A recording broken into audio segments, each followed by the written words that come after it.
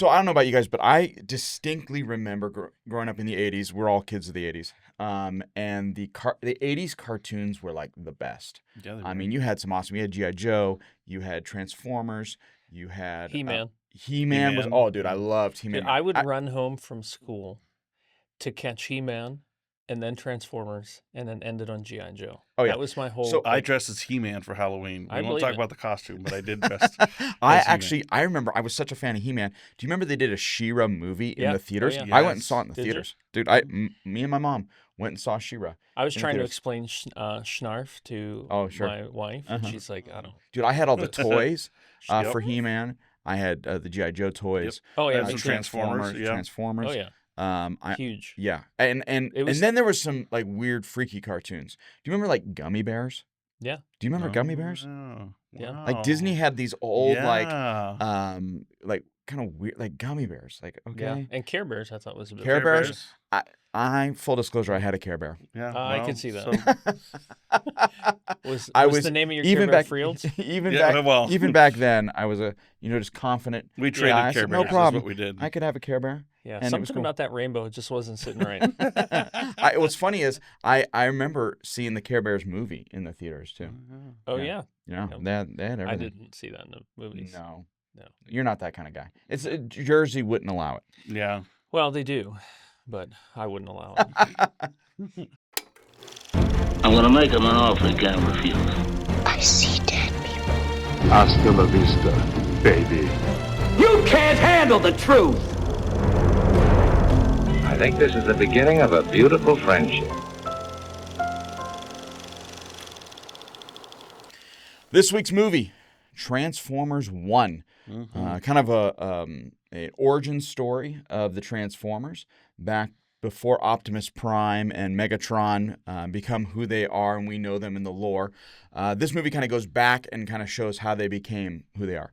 And it's really interesting because it deals with the start of Cybertron, which is the planet that they all live on, by Primus, who's kind of this ethereal, kind of godlike character.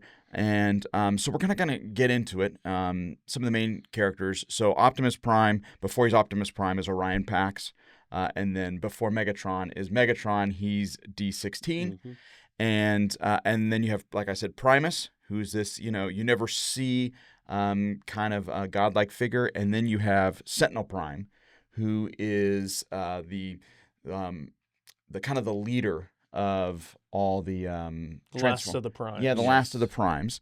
And so we're gonna kind of get into what the message of the movie is, and I think that's something to kind of set. Obviously, when you hear the word Primus in Latin, that means first. That's not just by for luck. There's meaning in that. Intentional. It's Yeah. intentional. So let's talk about what would you say is kind of the central theme message of Transformers 1? I think you cannot get away from this constant theme of choice, right? It's some quotes: choose your own path, be in control of your own destiny. You're given the ability to change your world. I'm offering you your first real choice. Those were all like throughout the movie, and then at the very end in Optimus Prime's monologue, he really addresses that all sentient beings have the right to freedom and autonomy. Right. That's like the big thing. And so if we're jumping into the deep end of the pool on Transformers 1, we're dealing with existentialism. We're dealing with how your choices define you. That there is just a really key concept of that we're not given a pre-given essence, but our choices define who we are, right? And that's very at the heart of the story between the two Transformers that will eventually become Optimus Prime and Megatron, is that their choices lead to their ultimate outcome of who they are. So I would say that's probably one of the biggest themes. Okay, so thinking about that, choices lead to. Give us, again, as the resident theologian, give us that from a biblical perspective in regards to how we should think about that.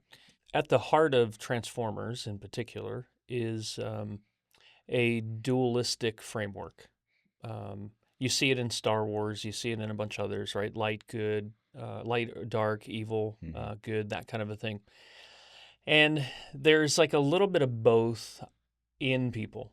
And even in these characters, there's the Optimus Prime character. I forget his name. What is it? It's Something Max? Orion Pax. Orion Pax, Pax. yeah. He's reckless. He's got some rebellion type of things in him. So there's a little bit of like not so great, but there's a lot of good in him. And then you have D16 that's kind of really good, but there's some underlying like anger type things that will eventually come out.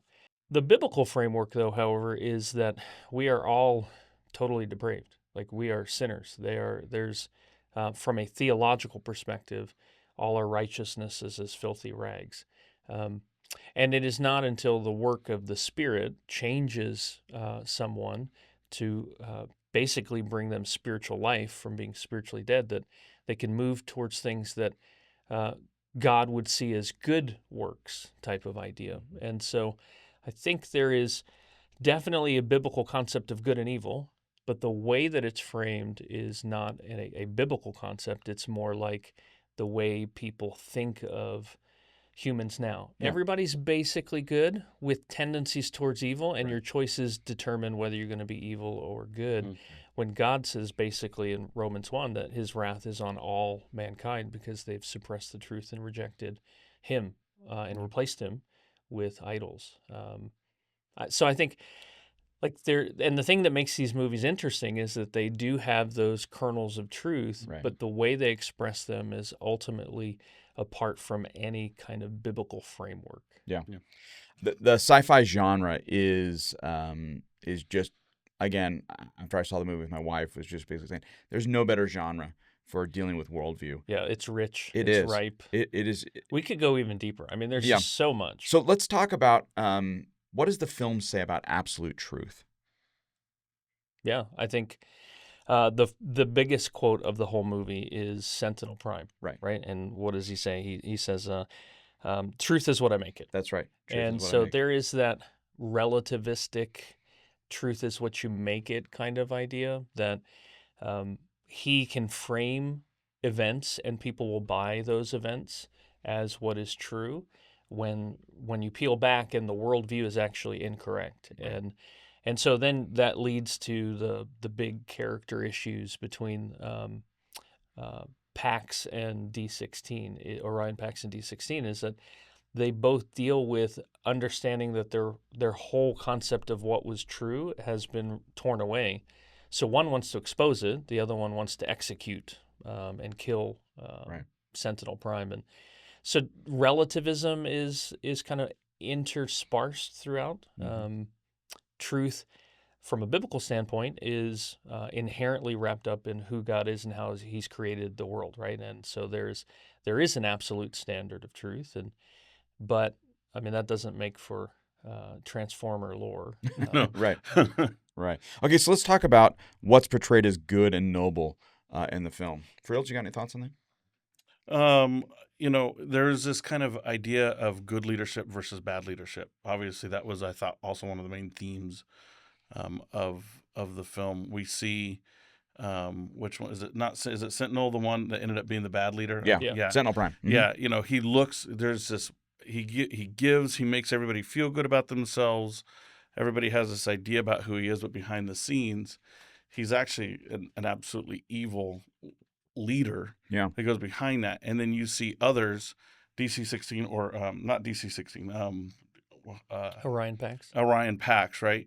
You see him develop into what would be seen as a good leader. Even who was it that I think it was Scarlett Johansson's character? She at first kind of loathed him, but then as things started to get rough, she dove into like, no, you need to be who you've been because this is what we need to get through all of this. So you kind of see this idea of what good leadership versus bad leadership, which really was kind of self-sacrificing. Yeah, there's a lot of, I think, the topic of self-sacrifice and the virtues of that are kind of a prominent discussion point in this film. Yeah, I think you can see no greater illustration than the messianic figure of Orion Pax sacrificing himself, falling deep into the crevice of Cybertron, where then Primus changes him, resurrects him. Then he comes back as a super transformer, Optimus Prime. And so you do have that sacrifice for his friends. Contrasted with Megatron and Starscream, I think those are the two that just give you a glimpse of leadership based on hunger for power or self-preservation, self-interest, and you see how they really are at each other, and then having the cartoons as a background, right? They're always Starscream's always trying to supplant Megatron and be the leader, and so I think you do have that really evil kind of leadership that's constantly trying to exploit anyone around them. Okay, so thinking back to again, it's called Transformers, so they're going to change, right? Optimus Prime. That's right. That was awesome, incredible. I I did thought that he was as a changing kid. right there. I was getting ready to. Oh. There's 3 different transformations for Optimus Prime when he's first around pack. So at first he doesn't have the cog that allows him to actually transform. He gets that, and then he's able to transform. And then he goes to the 3rd transformation, becoming Optimus Prime because of Primus, giving him the what is it? Matrix the of Matrix leadership. of Leadership. leadership. Yeah. That's right, the Matrix of leadership. Yeah, these are all like callbacks to early Transformers. Yeah. Yeah. Yep. And so let's kind of talk about again, is there any biblical significance to the 3 transformations? I didn't really see it. I mean, definitely to the I think that really goes to the heart of Transformers, which if you want to be nerdy and expose it, it is New Age Eastern mysticism all wrapped into a bunch of stuff, right? So you start with Primus, who is the god who transforms into the planet. As a sacrifice, right? As a sacrifice, right? And then he's the one that empowers the energon cubes and the spirituality of Transformers, and then you do have like the idea, and I'm going somewhere with this, so I'm not just rambling, right? There's the all for one that's constantly throughout the cartoons, the movies, this call for unity. Yes, but it's more than just a unity. It is the spark that's in the Transformer going back into Cybertron, which is Primus, and it really is pantheism on display. So the transformation is not just simply a character arc. It's critical, right? Megatron and Optimus Prime's character arcs are, the good and the evil. But it is going back into the divine kind of concept that is a part of this whole Transformer world. That the divine needs man's assistant, needs man's it's help, all a part, right? It's all a part. You're a part of the divine. Divine's a part of you. There's a little bit of God in all of us, right? That little spark of the divine in us, and that's really seen in the movies and the cartoons, and especially this one in particular, that there is this transformation, but he's moving to something, not just Optimus Prime, but later on he's going to then go back into the divine of Cybertron later in the lore as we see it. And so there's that. I think, from a biblical perspective, transformation is a key part of who we are, right? But that's not based on anything within us. That's the image of God. We're image bearers, which then that image is marred but not lost in the fall. And as believers, Romans tells us that we're being conformed to the image of his Son, right? We're becoming more Christ-like, where the image that was once Adam's image, right, or of God in Adam, is now being restored through the second Adam, the better Adam, and ultimately will be transformed in glorification when it's time. But again, significant truths are in this movie, but the way they're expressed is wrapped in paganism, really. Go ahead. I was going to say, kind of jumping off that, I saw throughout the whole film identity being one of those big things. What I thought was interesting, you mentioned it, the spark.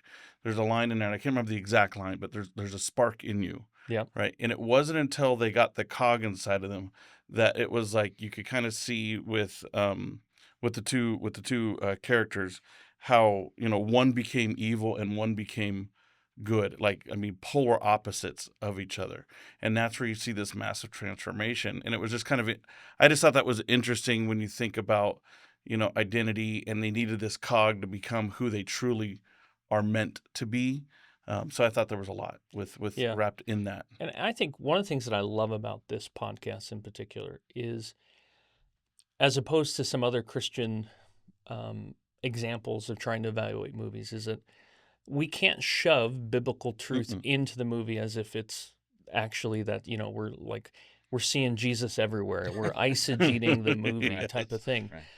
But we can evaluate, this is how they presented, this is what the biblical truth is. And so you have the lens to be able to view both of those rather than just, oh yeah, well there's a Christ-like figure here and Jesus there. And this is like, yeah, there's truth. Truth is communicated. But you have to be careful and you have to use wisdom in how you see what is being portrayed. Yeah, that's because the world, again, has this stuff written on their hearts, but doesn't fully understand the whole story. Right. We as Christ followers understand the whole true story, which is Christ's sacrificial love, dying for us on the cross, and then redeeming his children.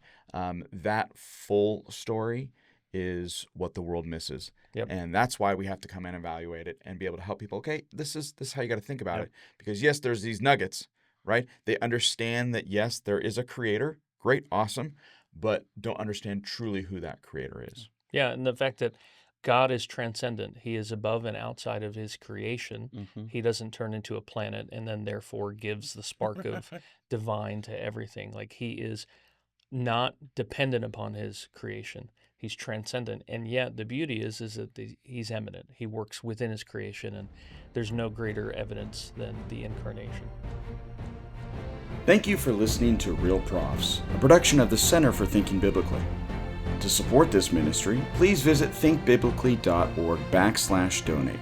To learn more about the Masters University on-campus and online undergraduate and graduate programs, visit masters.edu.